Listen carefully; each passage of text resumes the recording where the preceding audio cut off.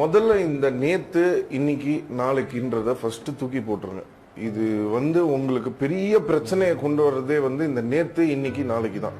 இப்ப நாளைக்கு நான் அது எனக்கு சரியாயிடும், இல்ல நாளைக்கு நான் இதை பண்ணிடுறேன், இல்ல நேத்து நான் இது பண்ணதுனாலதான் எனக்கு இன்னைக்கு இப்படி ஒரு பிரச்சனை இருக்கு, இன்னைக்கு நான் இதை கரெக்டா செஞ்சுட்டேன்னா நாளைக்கு நான் நல்லா இருப்பேன்.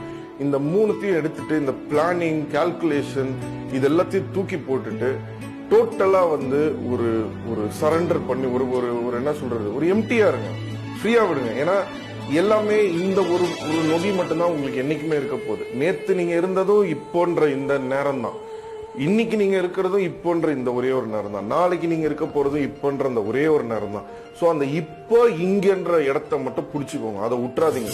நீங்க எதை மாத்தணும்னு நினைச்சாலும் சரி, எது செய்யணும்னு நினைச்சாலும் சரி, அதை இப்ப இங்க செய்யறதுக்கு பாருங்க. இப்ப இங்க என்ன பண்ண முடியும்ன்றது மட்டும்தான் உங்க தாட்டா இருக்கணுமே தவிர சாப்பிடும்போது வேற எதுங்கயோ யோசிச்சுட்டு இருக்கிறது, இல்ல ஒரு படம் பார்க்கும்